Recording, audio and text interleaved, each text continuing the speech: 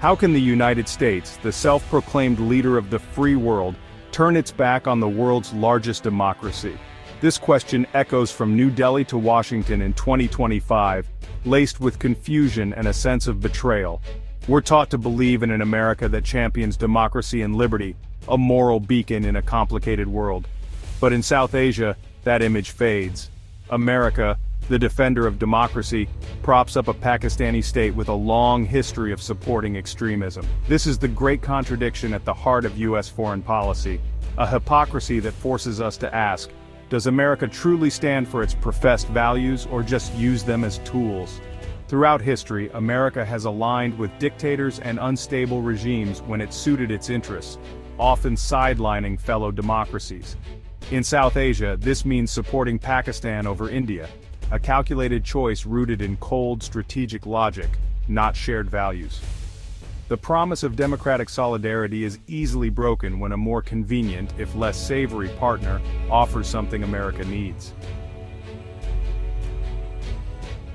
To understand America's loyalty to Pakistan, look at a map. Pakistan's geography, bordering Afghanistan, Iran, and China, makes it a permanent player in every major U.S. security challenge. For the Pentagon, Pakistan is a platform crucial for access to Afghanistan, intelligence on Iran, and leverage against China. Washington fears abandoning Pakistan would push it into Beijing's arms, creating a powerful Sino-Pakistani axis. This strategic utility lets Pakistan extract concessions from the U.S. no matter how much it provokes or disappoints. America's support isn't about affection or shared ideals. It's a marriage of convenience, driven by geopolitics.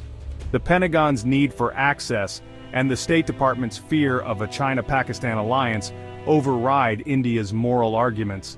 In the brutal calculus of international relations, geography trumps ideology, and Pakistan's location is its ultimate asset. The U.S.-Pakistan alliance is transactional, cemented by billions in aid and military hardware. America pays for cooperation, but Pakistan often pursues its own agenda, sometimes in direct opposition to U.S. interests. From the anti-Soviet jihad to the war on terror, this toxic cycle repeats. U.S. aid flows, while elements in Pakistan's security apparatus support groups America fights.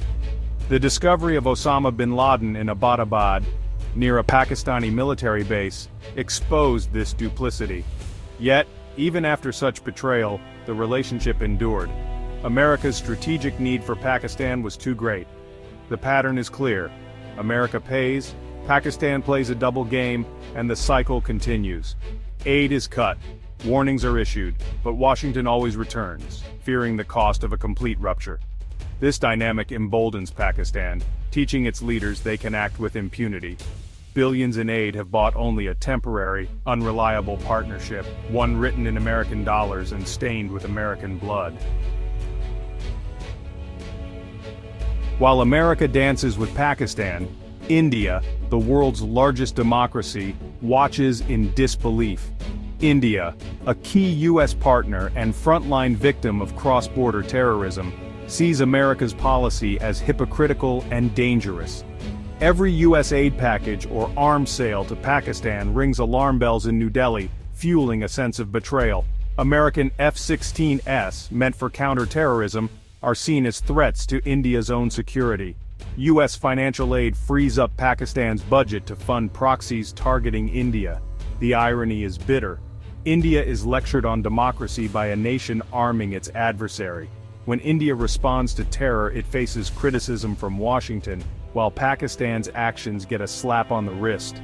This double standard undermines America's credibility and deepens the trust deficit between the two democracies. India's outrage is about principle as much as policy, a festering wound in the U.S.-India relationship. In Washington's foreign policy, morality is a luxury.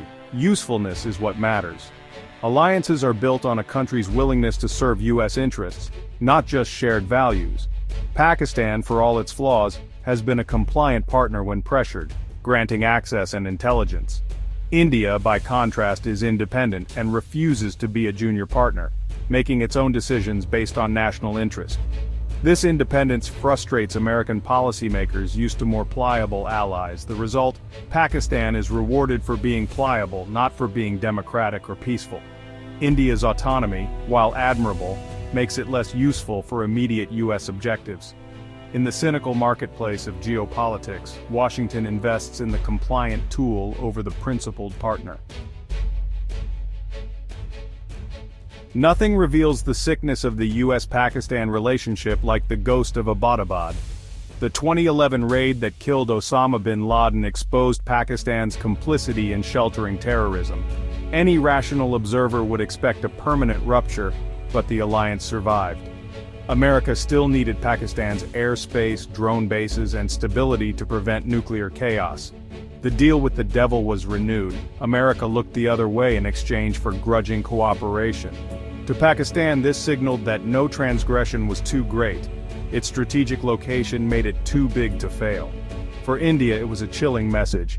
Even proof of Pakistan's complicity wouldn't change U.S. policy. The ghost of Abbottabad haunts the U.S.-India relationship, a reminder that America's strategic needs trump principle. Diplomatic niceties can't hide India's growing frustration. For years, India has presented evidence of Pakistan's role in terrorism, only to receive lectures on restraint from Washington. After every attack, the U.S. condemns violence, urges Pakistan to do more, and asks India to de-escalate. To India, this feels like being told to negotiate with an arsonist still holding the match. The expectation that India absorb attacks while America supplies Pakistan is seen as a galling double standard. This slow burn of betrayal is eroding the strategic partnership. India is charting its own course, building alliances elsewhere, and signaling it will act unilaterally to protect its interests. America's continued backing of Pakistan is pushing India toward greater self-reliance and a more assertive foreign policy.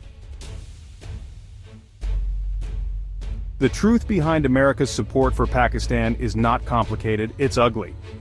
Realpolitik means power and self-interest trump morality or friendship. Pakistan's geographical utility outweighs India's democratic credentials.